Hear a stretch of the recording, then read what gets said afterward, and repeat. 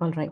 So uh, we discussed about the power of our mind and why thoughts are so important and how it shapes our destiny, right? So she talks about a few roadblocks, okay, that uh, influence our thought patterns, that influence our sanskars. So the first one, and this is like one of an impactful chapter, I would say, because these days you hear from many of these modern psychologists that anger is normal. This you don't have to feel bad about feeling angry, right? So that is one perspective. But what Sister Shivani gives is a different perspective. She says anger is not normal. Okay, anger is never useful. Anger doesn't empower us, right? And anger is a choice. So this chapter is very important in today's times, where we see a lot of anger, a lot of rage. Outside, when you step out, you get into a car, you see a lot of road rage. I live in Bangalore and I see that quite a lot. So what causes anger? Is it external situations? Is it people? Is it because we want to stay in control all the time? We want people to behave the way we want them to behave, right? The expectation that everyone should be the same. Everyone should think, speak, act, behave exactly the way we want them to be, right? That expectation, if that expectation is not met, we feel angry, right? So these are all like possible reasons why anger arises in the first place. So what Sister Shivani says is that anger is our choice. It is our internal creation. She gives a very beautiful example. So let's say the husband, he gets into an argument at workplace or some challenge that he faces at his work. He comes back home. The wife asks something and then he snaps at her, and then they get into an argument. There is a lot of words being exchanged, and then suddenly a doorbell rings. And then there is a courier boy who has come. So then the husband opens the door, he offers a smile, he collects the courier, he signs that receipt, he gives it back, and then he returns, right? And then he continues the fight. So which means that anger is our internal creation, and we decide with whom we can get angry, right? With whom we can show our anger. Sometimes, though we might have anger inside, we wouldn't show it to the other person due to various reasons. We'll come to that. So she says anger is our choice and it is our internal creation, right? It happens due to various reasons. One is lack of self-control. We just react instantly. Second is lack of patience, lack of awareness to think the right way whenever a situation happens. So these are all the possible reasons why anger occurs. And many times, people say anger is required. Only then you will be able to handle a situation, right? But she gives a different perspective. Anger is never useful. So when even one episode of anger, it makes us pay a heavy price. I have seen this often with my daughter, where there might be like 20 times where I was like, being friendly with her, having fun times with her. But that one episode of anger that I might have expressed, she would remember it. Okay. So one episode of anger, it inflicts a deeper wound in the other person and it makes us pay a heavy price. Okay. And whenever we target somebody with anger, the relationship is like affected and it is very hard to reverse it. Okay, so anger is never useful, but we are made to believe that anger is required. It is necessary for us to get things done. It is natural. Like all these are being propagated. Does anger empower us? Sometimes, if situation is like beyond our control and we feel angry, we feel for that moment that, we have power over that situation. So it gives us a temporary sense of outer power, but actually it takes away our inner power. So what happens, this is again very beautifully explained. So she says that anger, whenever somebody creates anger, the first person to be affected is the one who creates that energy. Okay. And the receiving end, those who feel hurt or humiliated, who are at the receiving end of our anger, their vibrations, how they felt hurt or disappointed, those will affect our vibrations and it will deplete our energy. So many times we think only if I am like angry, people will fear me, right? People will respect me, but that's not the case. So she says fear and respect cannot coexist. So when you fear a person, you wouldn't respect that person. Okay. So when you respect somebody, you are sending out pure and powerful thoughts to that person. But when you are fearing somebody, the thoughts that the other person receives are, toxic and turbulent. So fear and respect cannot coexist. So it is only our misunderstanding that when we show anger, others would fear me and through which I will get respect, which is not the case. So slowly what happens is that if you want to feel powerful, you will show anger and you will think that our sense of power, now it becomes dependent on other people, right?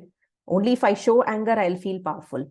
So again, it creates that emotional dependency, and any form of dependency depletes our inner power. Okay, so anger doesn't empower us. And again, as I told, that creator of any emotion is the first receiver of its energy.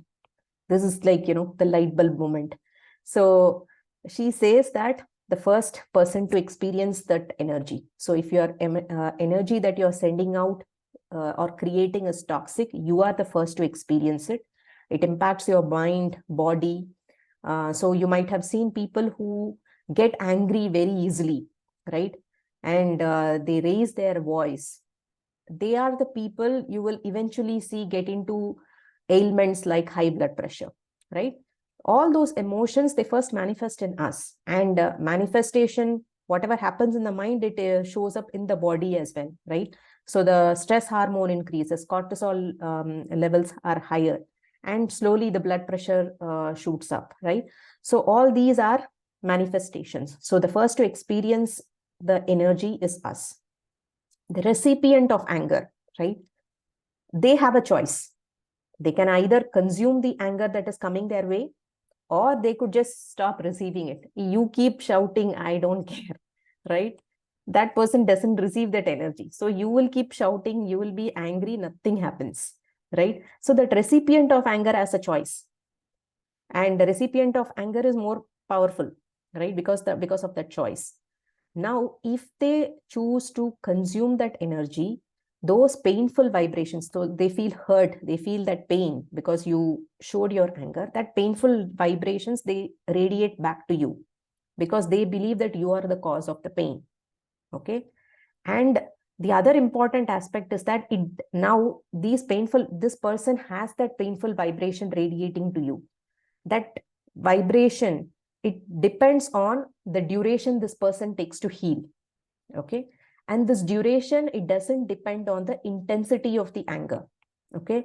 So you might have snapped for a very simple thing, and then you might have gone back. But if that person holds on to it, he holds on to that feeling and he's not able to release it, then that vibration keeps coming back. So it depends on the person's ability to let go, person's ability to heal, person's ability to release that emotion. So once you let go, you might have forgotten that this episode has happened, but these negative vibrations are coming to you. So at the end, the summary is that the one who creates anger suffers more than the one who receives it. Okay. So when we apologize, yes, it helps to heal faster. The other person will feel better and he'll stop sending those vibrations of pain.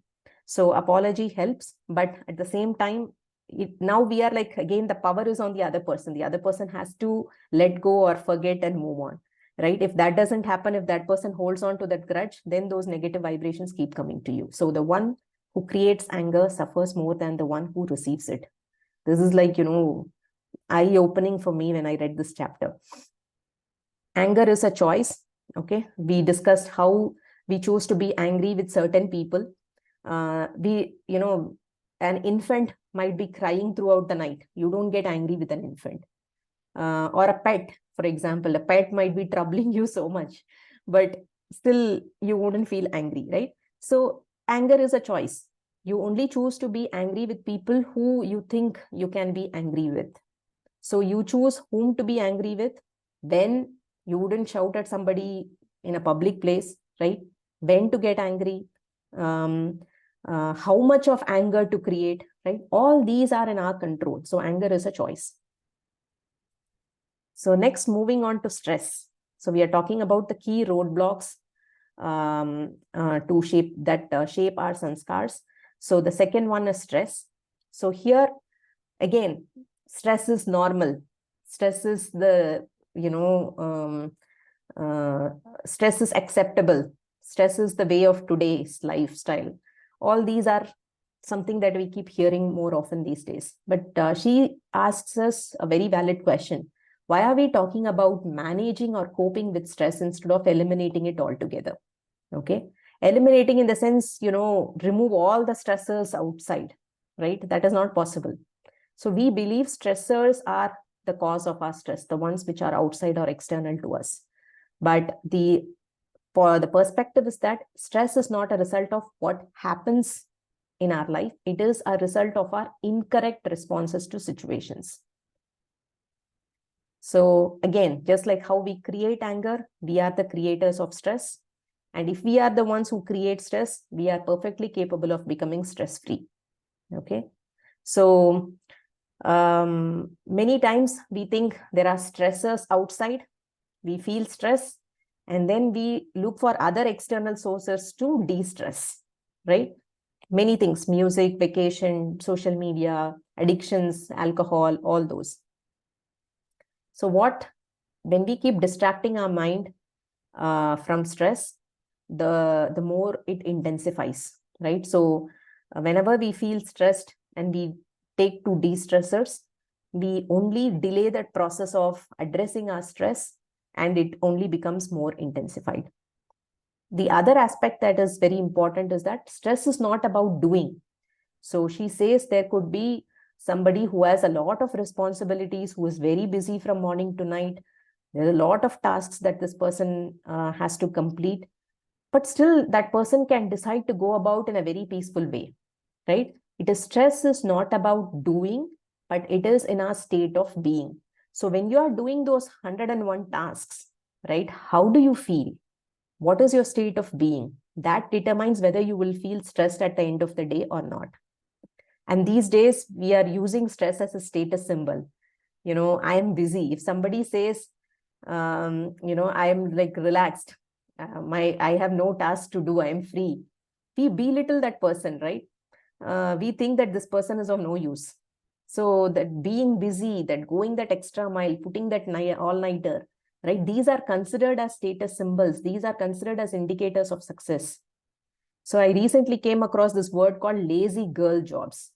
I mean, how ridiculous is that? So if somebody expects that they want to work for a fixed number of hours, or they want to take up limited responsibilities, those jobs are called lazy girl jobs. I don't know why they even use the word girl there, right? A man can also choose to have a balanced life, right? So such jobs are demeaned by saying lazy girl jobs. So yeah, that's how things are these days. So can you slog? Can you work 70 hours a week, right? That is the sort of expectation people have. So stress equals pressure by resilience. Again, this is like her mantra. This is like, I've read this in the Happiness Unlimited book as well. Here also she repeats. So this formula is like, amazing. So pressure is all the external situations, okay? And resilience is our inner strength, how we are facing those external situations. In today's times, both pressure has increased and our resilience has reduced. So that is why we feel a lot more stressed. So there are many factors that reduce our resilience, like sleep deprivation, indulging in too much of social media, toxic content consumption, too much screen time. All these are like, reduces our resilience. Okay. So she says resilience is like a resilience reducing. Okay. Yeah. So resilience is like a muscle, okay, that we can develop and strengthen. So pressure, again, external situations and factors. Can we come out of certain situations? Or if there is no choice, yes, the situations are creating pressure. Can we increase our resilience? That is how we should approach stress in today's times. So she talks about 7 different life skills that one should develop to beat stress. I've just picked up 2 here, which sort of, sounded new. One is make acceptance natural. So why do we feel stressed? Because we are resisting something. Okay, this act of resistance, it depletes our inner power and it creates stress. So when we start accepting the situation, then automatically we wouldn't feel as stressed as we are. The second is make trusteeship a lifestyle. Trusteeship is nothing but the opposite of feeling too attached. So whenever we assume ownership, right, of everything that we have or everything that we do, we become so emotionally attached. And whenever there is an attachment, there is a fear of losing. And whenever there is a fear, there is also a stress. So when we keep a certain distance, when we have that slightly detached feeling, then we feel like a trustee, where we are entrusted to manage someone else's assets or someone else's, task, right? So we feel, okay, we have been assigned to do this task by someone. You could consider the universe, you could consider the divine, and now you are executing it, right? This trusteeship. So I am not attached so much to this role. I need to perform, I need to build this business, I need to grow, right? But if you make your way of thinking as a trusteeship mindset, then that attachment wouldn't be there so much, which would eventually lead to stress. The third one is ego. Again, there are multiple chapters related to, I think 2 or 3 chapters related to ego that she has talked about. So ego is nothing but an attachment to a wrong image of ourselves. So we get attached to our identities, our physical body, the possessions that we own, the relationships that we have, right? So ego means attachment, and whenever there is attachment, there is fear of losing it. And she recommends that all of us should shift from ego consciousness to soul consciousness. Okay, so sorry about that. So ego consciousness means it is the discriminator. Okay, so she has given a few examples, and this in itself was like, vast. How we discriminate through religion, nationality, age, gender, position that we own, the wealth that we have, the possessions that we have accumulated, right? The relationships, all these are, building up our ego. Okay. Soul consciousness is the leveler, where we consider that everybody is a soul. Okay. So it recognizes that each soul has been on a long journey of birth and death and rebirth and so on.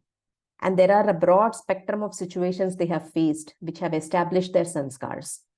And once you have that understanding, it starts to create a sense of empathy and compassion. And you start to accept them for who they are, right? So this is not very easy to do, but this is the consciousness that we all start to, aim for. So soul consciousness will help us understand the other person and empathize with the other person. So that is why she says we are ageless, eternal souls. Okay. There are 3 barriers to soul consciousness. One is body. So we spoke about different types of consciousness. So she gets into these 3 in much more detail, where Body consciousness, how we closely associate with our body. If, for example, we don't like certain things about our body, we feel inferior, right? We compare ourselves with others because of our physical characteristics, right? The second is the relationship consciousness. So because of the certain expectations that we have, certain biases that we have about relationships, that also makes us feel either superior or inferior, and that affects our ego. The third is the role or the position consciousness. So because we are in a certain role, we feel superior to everybody else, right? All these thoughts, it boosts our ego. So these are the barriers which we need to be mindful of when we want to embrace soul consciousness. Okay, so a few more points to cover. So she then moves on to talking about personality. Okay, we discussed how thoughts lead to feelings, feelings lead to forming attitudes, attitudes lead to us taking certain actions, actions lead to certain habits or sanskars, patterns, and habits or sanskars lead to creating a personality, our personality. So for shaping our personality, there are different types of sanskars that shape up our personality. So again, this has been talked about in detail. I'll just give a quick summary. So there are 5 types of sanskars that we carry. One is sanskars we have carried from our past lifetimes. So you might have heard of child prodigies, right? Children who can say, recite the Gita when they are just 2 years old, right? Or you might have also heard or experienced a child being completely different from parents, right? Parents might be like really honest, but child might be having this habit of lying, right? There is this perspective that we come to this world empty-handed and we leave empty-handed, which is not the case. The sanskars that we have carried from our past, that baggage is always there. So I recently read, not in this book, in some other resource, that there is this concept called Sanchita Karma. Sanchita Karma is like, you might think of like a big wardrobe of all the karmas that we have done in the past. It's like one huge collection, okay? And from that wardrobe, we take a bag, we put some karmas into it. That is called the prarabdha karma. We carry that bag and we come to this janma or this birth, okay? So we have to exhaust this prarabdha karma. That is like a given. You can't escape it. So you have chosen to take this prarabdha karma and exhaust it in this lifetime. During this process, you will also create more karmas. That is called as the agami karma. So this agami karma again gets added back to your huge wardrobe of sanchita karma. So when we leave, we have to carry this agami karma back. So we don't come and leave empty-handed. Okay, this is like a very important principle to remember. And this is how our sanskars get carried from our past lifetimes to the present janma. So sometimes we may not be able to understand why things are happening, right? You might have done everything right, but suddenly a challenge comes your way and you're not able to understand it. So when you cannot understand, accept that something has happened in the past and you are paying a price for it now. The second category is sanskars received from parents and family, the hereditary ones. So that is why you might have heard of this word called garbh sanskar, the womb psychology, right? So what are those patterns and behaviors that the child experiences, right? When the child is in the womb. So whatever parents experience, it's not just the mother, even the father as well. So the parents live a sanskar that becomes their vibration. The child absorbs that vibration. Okay. The third is sanskars created due to environment influences. Whatever we see in our close circles, friends, relatives, right? The content that we have seen during childhood or even now. So this environmental influences can be so powerful that, sometimes it can even override the other two. So your past sanskar might be that, you are a very honest person, and your parents are also that way. But due to environmental influences, you can change completely into a dishonest person, right? So environmental influences are so powerful. The fourth one is sanskars created through our willpower. So we can consciously create. So the parents or the people around environmental influences, they might not care much about throwing things on the road, right? Polluting the environment. But you might feel that you have a responsibility, and through your own willpower, you might decide, no, I am not going to throw waste wherever I can, right? So that is through your own willpower, you're creating that sanskar. And the fifth is that our innate or original sanskars, which is our soul nature, which is, she talks about 6 different characteristics. Okay. She then talks about 7 practices for self-care. I'm not going to get into the detail. I've just given a glimpse of what are those 7 practices. Okay. One is making a winning start to the day, which is like your morning routine. What are the habits that you could incorporate in your morning?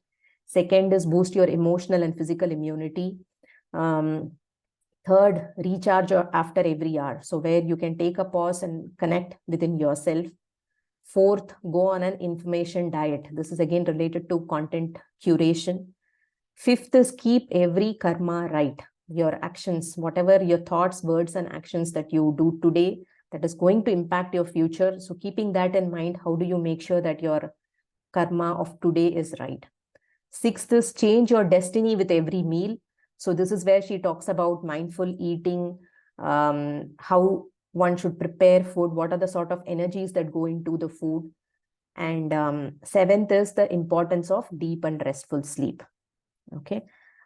Couple of quick points on karma. Again, this is like when we spoke about destiny, thoughts eventually lead to destiny. She brings out this interesting concept where energy we create, it forms our karma, which is energy we create is through our own free will, and energy we receive is our destiny, right? And she also links a little bit to astrology, not a lot in detail, but she talks about why, what is it that astrology shows us, right? It shows us a probability of the possible things that we would experience in this birth because of the energies that we have sent out in the past births. So how do we go about karma is that the consequence of the past karma is coming and we cannot escape it, right? We can't do anything about it. But how we respond to it, that is in our control. And we are also responsible for not creating any further negative karma that will impact our future. So our present karma will decide our future destiny. So these are a couple of points to think about. There is also a coverage about manifesting, visualization, role of affirmations, and karma she has talked a little more in detail, which I have not covered here. But I hope this was helpful. What I have covered is only, say, 30% of the book. So if so far, if you have liked the summary, I'm sure you would love this book. So I'll stop here.